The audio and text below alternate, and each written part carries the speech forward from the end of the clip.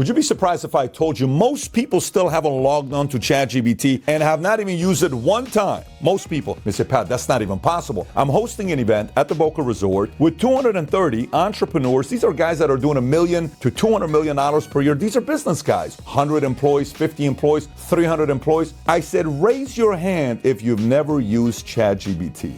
People raised their hands. I said, stand up. They stood up. 80% of the room stood up. Then the other 20%, I said, those of you guys that are using it regularly, give us ideas on what you're doing. And everybody was blown away. Today, I'm going to give you 7 ways you can use AI to speed up the growth of your business. If you get value at the end of the video, give it a thumbs up and subscribe to the channel. Let's get right into it. Point number 1, risk and legal. So they did a crazy experiment, taking a group of top lawyers competing against AI, gave them 4 hours to review documents to see which one of them, after reviewing it, would have the highest success ratio of how much information they retain. Well, the lawyers took 92 minutes and AI, you know how long it took? 26 seconds. Then they took the test. You know what the success ratio on the test was? The lawyers got an 85% success ratio and AI 95%. Lawyers can't even directly compete with AI anymore. So how are people using AI for risk and legal? Here's what they're doing. It can help answer complex questions, scanning vast amounts of legal documentation, drafting, reviewing annual reports, identifying clauses within contracts, and compared with other documents. And matter of fact, recently, according to Statista, 58% believe using AI allows for more consistent decision-making in a significantly shorter time frame. So if you're not using AI for that, that's one of the ways to leverage AI. All right, number 2 is customer service, which is, you've been to many different websites. When the thing pops up on the bottom right, like, oh, okay, here's a question that they want to ask you. And some people say, well, does that even really work or not? Here's what it comes down to. In my business, I've sold insurance. I've sold a lot of different products over the years, but I have an FAQ. Real estate has an FAQ. Mortgages has an FAQ. Every business has an FAQ, but for the most part, if you ask somebody, give me the most common questions people ask, and they'll say, these are the 90% of the time it's these 5 questions. Perfect. AI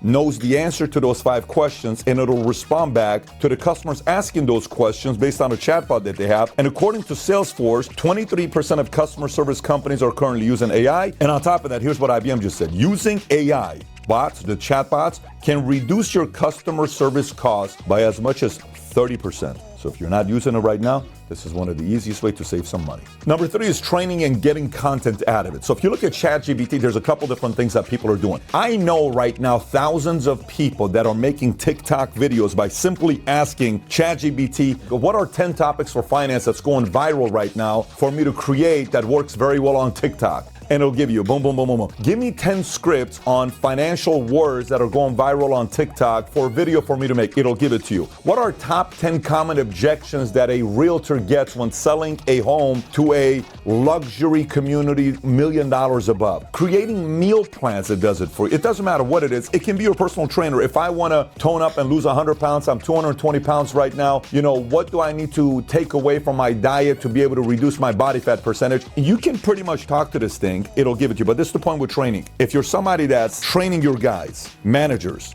7 mistakes managers make when trying to address conflict, gives it to you. Again, I can go on and on and on. But the whole point is, a recent statistic that came out from employees is 49% of employees working at companies want to be trained on how to use AI, and they don't. This is one of the things that you can start testing ChatGPT to help you out with that a lot of people are using today. There's this one stat that's going around that's got a lot of people concerned, saying 20% of all jobs are going to be replaced in the next 5 years by AI, and people are reacting to it in 2 different ways. 1, they're panicking, doing nothing about it. 2, people are taking courses to learn on how to get better at AI. One of the ways people are doing it is through Udemy. Udemy has over 200 courses to choose from, 100 specific on AI. One of them that they have with 23,000 reviews on Udemy is called Artificial Intelligence A through Z 2023. Build an AI with ChatGPT 4. If you're somebody that doesn't know that much about AI, that's running a business, you're in a very competitive environment, you may want to take this course on Udemy or others and learn for yourself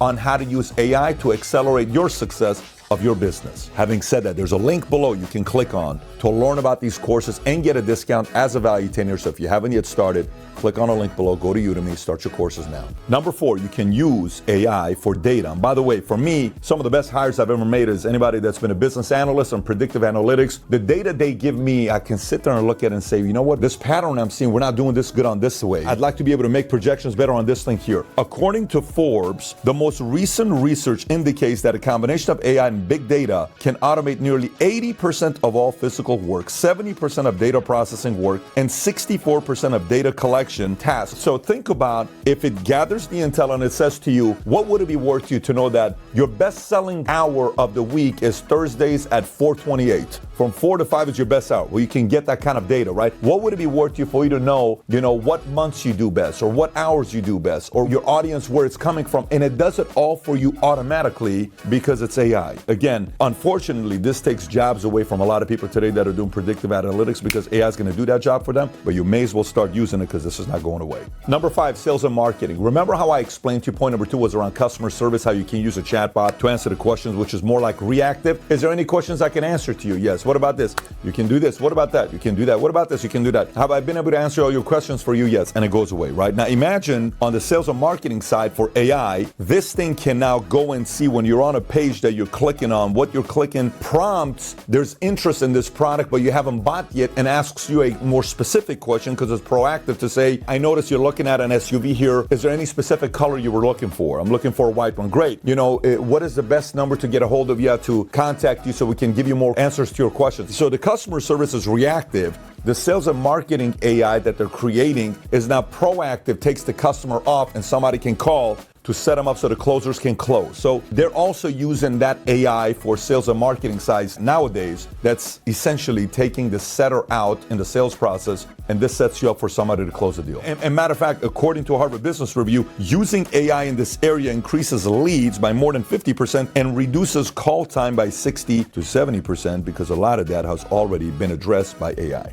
This next one's kind of weird because it's copywriting and SEO optimizers, which, by the way, a lot of the copywriters you're hiring right now, they're working for you, and you're thinking they're spending hours writing. They're not. They're actually using ChatGPT because they're able to take 20 customers now they can manage, where it used to be 4 because they were actually manually writing. So they're generating more income. So if you're able to understand how to use ChatGPT, you don't necessarily need a copywriter. You can literally ask, I need 10 titles for a video, it'll give it to you. You can ask, give me 5 examples of a great mission statement for a real estate company targeting middle income families and wanting to have their dreams become a reality for first-time homeowners. Boom. Here's all these mission statements. Anyways, you can use ChatGPT for so many different ways for copywriters and save yourself $60,000, $70,000, $80,000 per year for a copywriter because AI does that for you. This last one you're probably already using and you may not even be aware of it, but you can even take it to a whole different level, which is automation.